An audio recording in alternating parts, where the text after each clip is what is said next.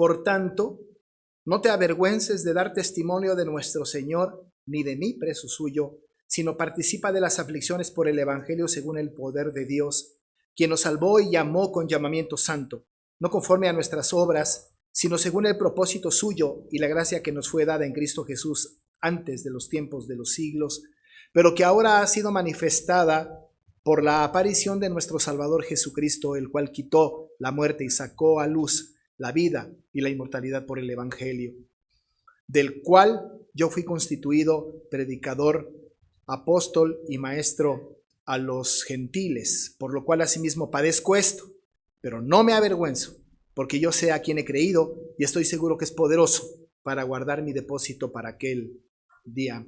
Amén.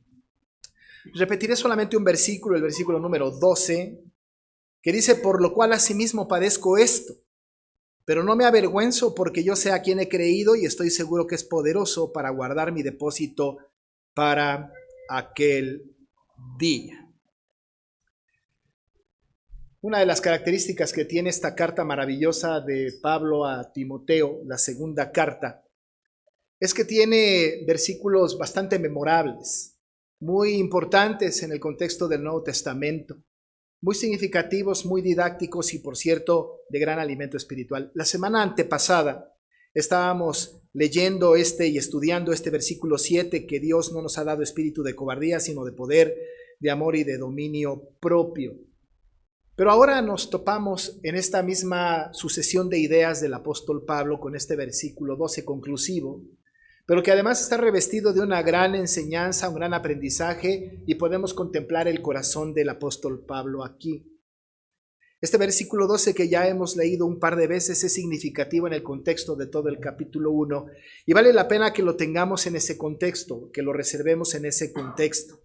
Ustedes pueden leer en este versículo maravilloso la primera expresión que dice: por lo cual asimismo padezco esto. Leyéndolo así, solamente así, sin el contexto debido, desde luego que no tenemos idea de lo que el apóstol Pablo está hablando.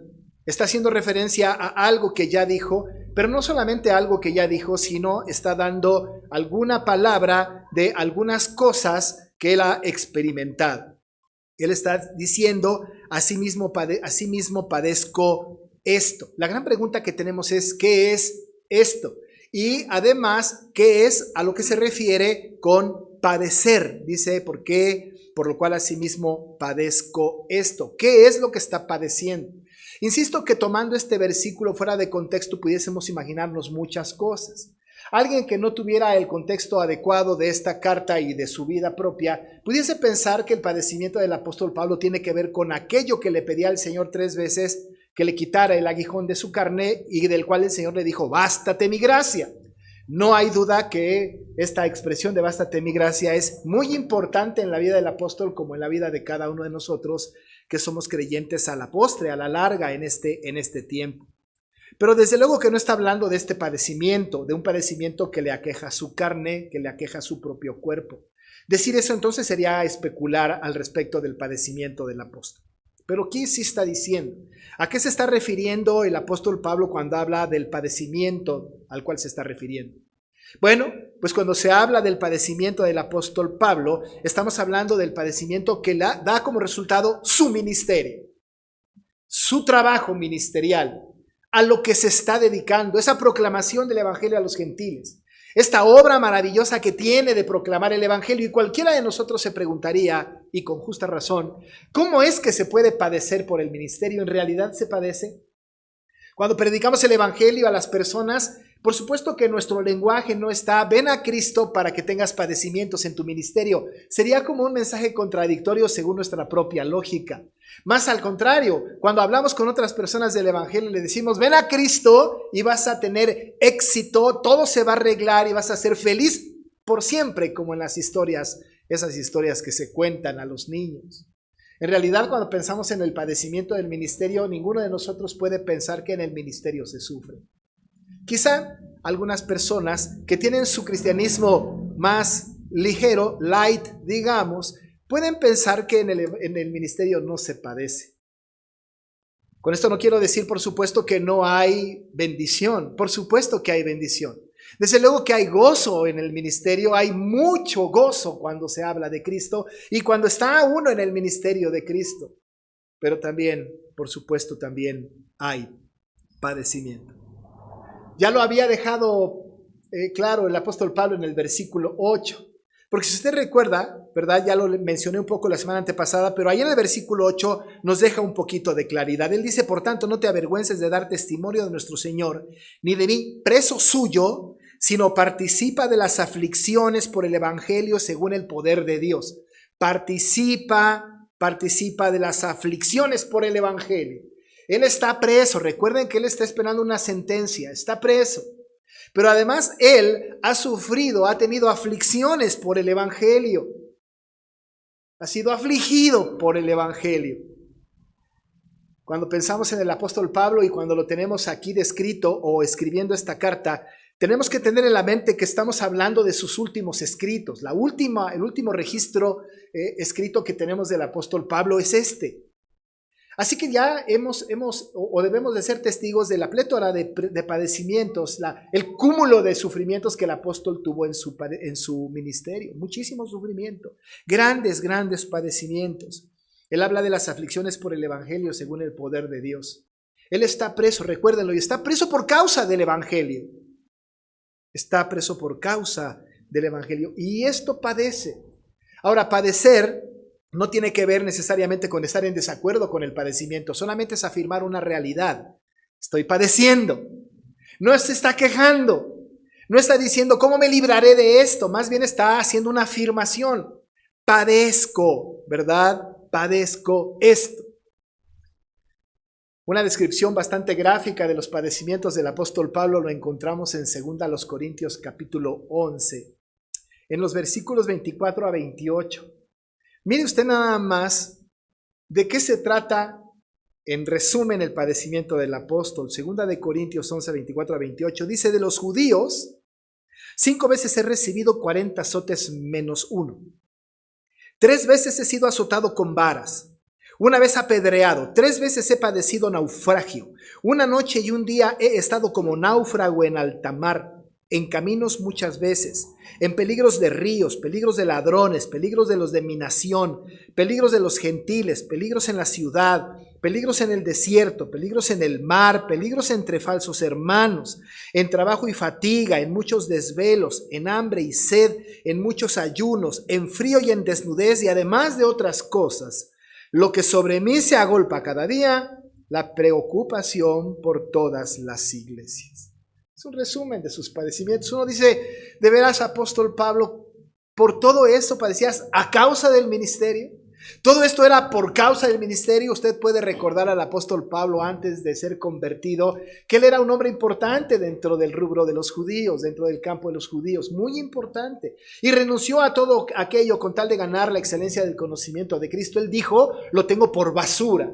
Por basura. Todo aquello que le pudo haber encumbrado en una gran autoridad y con un gran currículum, él lo despreció y se entregó a una causa que le iba a dar muchos padecimientos. Así que lo que nosotros tenemos aquí no tiene que ver con una enfermedad del cuerpo, sino con el resultado del ministerio. El resultado del ministerio. Es como si el apóstol Pablo dijera, debido al cumplimiento de mi tarea de apóstol de Jesucristo, yo sufro aquí, en esta terrible prisión romana, una lúgubre mazmorra subterránea con un agujero en el techo para que entre la luz y aire, con la perspectiva de ser ejecutado como criminal. En realidad, el padecimiento del apóstol era un padecimiento que tenía que ver exclusivamente y de lo cual hablaba de su ministerio. Pero se lo dice a Timoteo. Timoteo tiene que aprenderlo. Timoteo es un pastor joven. Se le ha encargado una iglesia conflictiva como la de Éfeso. Tiene que aprender el apóstol Pablo, tiene que decir el apóstol Pablo a Timoteo que va a tener padecimiento, la va a pasar mal, va a sufrir. Pero tiene que participarle de su testimonio y tiene que decirle que aguante. Pero no solo esto, sino que además con el padecimiento le explica cuál debe de ser la actitud frente a estos padecimientos. ¿Cuál debe de ser la actitud? Recuerde, Él está padeciendo por el ministerio. Timoteo va a padecer por el ministerio también. ¿Cuál debe de ser la actitud de cualquier persona que por el ministerio padece? Usted y yo, ¿qué debemos hacer? ¿Cuál debe de ser nuestra actitud frente a los padecimientos que entraña el ministerio? Dice el apóstol en el versículo 12, que es el centro de nuestra predicación: por lo cual asimismo padezco esto, pero no me avergüenzo. Pero no me avergüenzo. La actitud de Timoteo, la actitud que tiene el apóstol Pablo, es de orgullo total por el evangelio que defiende, orgullo pleno por el ministerio que desarrolla, porque no avergonzarse, lo contrario es orgullecerse, es sentirse satisfecho, es tener plena certidumbre y confianza de que lo que está haciendo es lo que Dios quiere para su vida. Le está diciendo que no se avergüenza. Recuerde que en el versículo 8 le dijo a Timoteo: no te avergüences, no te avergüences. Aquí está diciendo el apóstol en el versículo 12: yo no me avergüenzo. Va más allá de no me da pena. No me avergüenzo, es enfrento con valentía el ministerio al cual fui yo puesto como apóstol. No me avergüenzo tiene que ver con esa actitud de predicar el evangelio, cueste lo que cueste, a pesar de que en la realidad que está viviendo el apóstol escribiendo esta carta estaba esperando una sentencia quizá de muerte. Quizá de muerte. Pero no es la única vez que el apóstol habla de no avergonzarse. Ustedes pueden recordar a los romanos cuando Pablo les escribe en el capítulo 1, versículo 16, cuando les dijo: porque no me avergüenzo del evangelio, porque es poder de Dios para salvación a todo aquel que cree. No me avergüenzo del evangelio. Él estaba orgulloso del evangelio que portaba, del ministerio que Dios le había encargado. Sí padezco, sí sufro, sí estoy en una condición deplorable, pero no me avergüenzo. No me avergüenzo. Por supuesto que Timoteo, un pastor joven, tiene que aprender esto. Va a pasar por penurias, va a pasar por situaciones difíciles. La historia no nos dice mucho, pero seguramente no padeció como el apóstol Pablo y mucho menos como Jesús. Pero sin duda debió haber padecido Timoteo también, porque alguien le tenía por poco en su juventud. Y seguramente muchos de los líderes de la iglesia lo atacaban constantemente. Le tiene que decir el apóstol Pablo: no te avergüences, yo mismo he padecido y no me avergüenzo. La actitud de cualquier persona que sirve a Cristo tiene que ser de orgullo por el evangelio. ¿Pero qué debo hacer si no me avergüenzo entonces? El apóstol Pedro nos da una orientación en el capítulo 4 de Primera de Pedro, versículo 16, cuando les dijo a los expatriados: pero si alguno padece como cristiano, no se avergüence, sino glorifique a Dios por ello. Si alguno padece como cristiano, no se avergüence, sino glorifique a Dios por ello. ¿Se imagina? ¿Padecemos como cristianos, usted y yo? Pero por supuesto que sí. Por supuesto que sí. ¿Ha padecido por ser cristiano? No me queda la menor duda de que en algún momento sí. Martin Lloyd-Jones dijo en un escrito: un cristiano que no padece por su fe no es un cristiano. Afirmando casi que en algún momento de nuestra existencia por ser cristianos padeceremos. No necesariamente con un enemigo externo, con nuestra propia carne. ¿No se contrista nuestra propia carne porque no podemos hacer lo que nos da la gana? ¿No padecemos nosotros porque tenemos que tener un dominio propio que nos cuesta mucho trabajo? ¿No padecemos porque nos cuesta tomar determinaciones y cuando nos encontramos con la Biblia nos dice cosas diferentes a las que nosotros habíamos pensado? ¿No padecemos como cristianos cuando oramos y no tenemos una respuesta como nosotros queremos de parte de Dios? ¿No padecemos como cristianos cuando suponemos que nuestros hijos, nuestra esposa, esposo, nuestros padres son cristianos y tienen conductas completamente contrarias al cristianismo? ¿No padecemos como cristianos cuando en la iglesia tenemos dificultades con otro? Pero por supuesto que padecemos como cristianos. Dice el apóstol Pedro, no se avergüence, sino glorifique a Dios por ello. Glorifique a Dios por ello. Después de todo, el lugar de deshonra puede ser el lugar del honor más elevado. Porque padecer como cristiano tiene una recompensa en el cielo.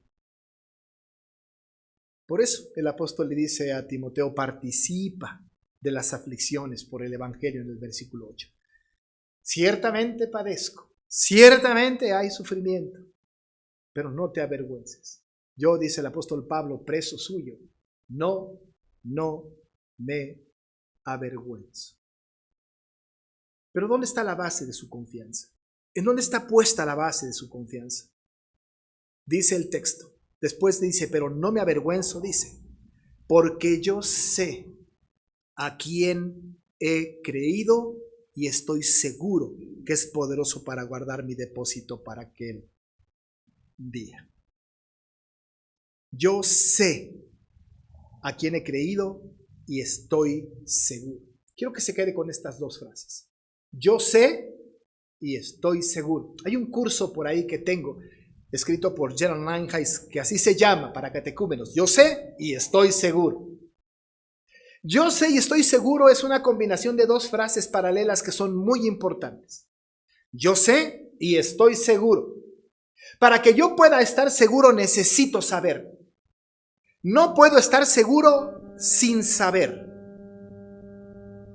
Es decir, que para que yo esté plenamente seguro, convencido, no avergonzándome del evangelio, debo saber. Pero ¿cuál es la información que yo debo de tener? ¿Qué es la información de la cual yo debo de hacerme y conocer? ¿Qué es lo que yo y todos nosotros debemos saber para estar seguros? La pregunta es, ¿estamos seguros con nuestra fe? Y si estamos seguros, ¿en dónde está basada su seguridad? ¿En sus propias deducciones? ¿En sus capacidades propias? ¿En su intelecto? ¿En sus éxitos profesionales? ¿Sobre la base de qué está nuestra seguridad? El apóstol está diciendo, yo sé, y estoy seguro, pero lo que él sabe, amados hermanos, lo que él sabe es un tesoro invaluable, es el evangelio de la verdad, es la comunión con Cristo, porque él dice, yo sé a quién he creído. Otras versiones dicen, yo sé en quién he creído, pero yo sé a quién he creído. Y lo resume en el versículo 9 y 10. En el versículo 9 y 10 él dice, quien nos salvó y llamó con llamamiento santo, no conforme a nuestras obras, sino según el propósito suyo y la gracia que nos fue dada en Cristo Jesús antes de los tiempos de los siglos, pero que ahora ha sido manifestada por la aparición de nuestro Salvador Jesucristo, el cual quitó la muerte y sacó a la vida, a luz, la vida y la inmortalidad por el evangelio. Lo que él sabe es la salvación de nuestro Salvador Jesucristo. Lo que él sabe es que fue llamado con un propósito por su gracia. Lo que él sabe es que la salvación que tiene le fue otorgada por Cristo. Él está completamente en su mente convencido de que Cristo es su Salvador, de que Dios es su Dios y de que el trabajo que él tiene ha sido mandado por ese Salvador. Yo sé, dice el apóstol Pablo. Allí está, amados hermanos, la base de su confianza. Yo sé. Hace algún tiempo, cuando estábamos en la pandemia, el Señor me dio la oportunidad de escribir día con día un devocional por 154 días. Pero me acuerdo que escribí una serie de devocionales que se llamaba Y Sabemos. Y Sabemos. Porque la Biblia, cuando habla de sabemos, está hablando de una convicción profunda del regenerado. Hay una información, amados hermanos, que usted y yo tenemos en el corazón y en la mente. Una información que no fue producto de nuestro esfuerzo intelectual de un estudio, sino que es una información que está albergada en nuestro corazón, en nuestra vida, porque nos fue dado cuando fuimos salvados, cuando nuestros corazones fueron modificados. Hay algo que está ahí que no podemos explicar. Y cuando esto sucede, la Biblia narra, sabemos Sabemos. Juan en primera de Juan 5 dijo que sabemos que Él nos oye. Sabemos que Él nos oye. ¿Cómo lo sabemos? ¿Nos ha contestado? ¿Nos ha hablado con voz audible? No, pero lo sabemos porque hay una convicción espiritual en nuestro corazón. El mismo Juan también ahí, pero en el capítulo 3 de primera de Juan, dijo que sabemos que seremos semejantes a Él. ¿Y cómo lo sabemos? Lo sabemos porque está registrado en su palabra y porque hay una verdad espiritual en nuestro corazón. El apóstol Pablo a los Corintios, en la carta de segunda a los Corintios, pero en el capítulo 5, verso 1, dijo: sabemos que tenemos una morada en los cielos. Pero ¿cómo lo sabemos? ¿Cómo lo sabemos? ¿La hemos visto? ¿Alguien ha venido y nos ha dicho que hay moradas en el cielo? Es testimonio de la palabra. Esta información está albergada en nuestro corazón. Pero lo más grande, interesante, suprarracional, es que Job en el capítulo 19 dijo: yo sé que mi Redentor vive. ¿Cómo lo supo? Si Cristo no había nacido, iban a pasar muchos años para que Cristo viniera. ¿Cómo lo sabe? Porque hay una verdad espiritual albergada en el corazón del regenerado. Ahí está. Amados hermanos, el apóstol Pablo dice: yo sé a quién he creído, pero usted y yo debemos de saber a quién hemos creído. ¿Cómo lo sabemos? ¿Ha visto a Cristo? ¿Ha visto a Dios? ¿Le ha escuchado audiblemente? No. ¿Alguien ha venido del más allá y nos ha platicado cómo es Cristo, cómo es Dios? No. ¿Pero qué cree? Usted y yo sabemos. Y porque sabemos, todas las aflicciones, todos los padecimientos valen la pena. Y no me avergüenzo, porque yo sé a quién he creído. Y porque sé a quién he creído, estoy seguro de que es poderoso para guardar mi depósito hasta aquel día. Para aquel día. Yo sé y estoy seguro. El apóstol sabía y estaba seguro.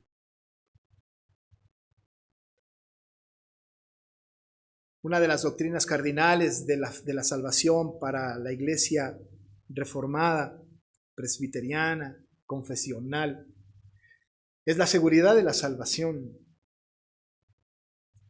Es salvos una vez, salvos por siempre. Pero ¿cómo podemos tener esa seguridad? Porque sabemos a quién hemos creído. Y sabemos, como dice la Escritura, que el Señor es poderoso para guardar nuestro depósito para aquel día. Pero ¿a qué depósito se refiere? ¿Qué es lo que guarda? La salvación. Mi alma regenerada, mi alma salvada, su vida, amado hermano, hermana, está depositada en la promesa de Cristo. Y estamos seguros que el Señor guardará ese depósito hasta aquel día. El apóstol Pablo a los tesalonicenses lo dice de manera bastante descriptiva. En primera a los tesalonicenses 5, 23 y 24. Dice: y el mismo Dios de paz os santifique por completo, y todo vuestro ser, espíritu, alma y cuerpo, sea guardado irreprensible para la venida de nuestro Señor Jesucristo. Fiel es el que os llama, el cual también lo hará. Amados hermanos, el Señor guardará irreprensible para la venida del Señor Jesucristo, hasta la venida del Señor Jesucristo, nuestra alma, nuestro espíritu regenerado. Lo guardará, lo salvará, lo tiene reservado, lo tiene guardado para que el día en que nos llame a su presencia, el día final, el último día del mundo o cuando vayamos para allá, ese depósito, nuestra alma salvada y regenerada, sea recibida por nuestro Señor y Salvador.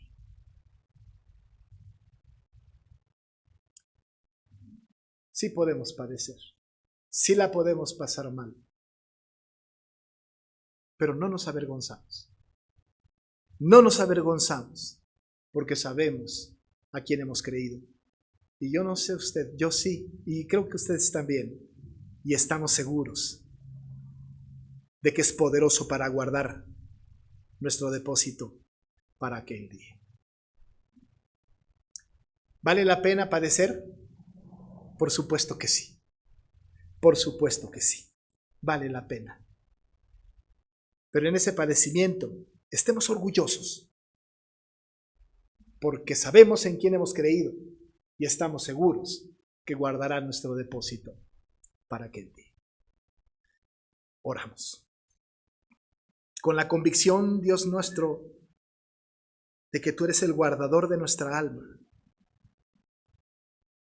de que has guardado, Señor, nuestro depósito hasta aquel día.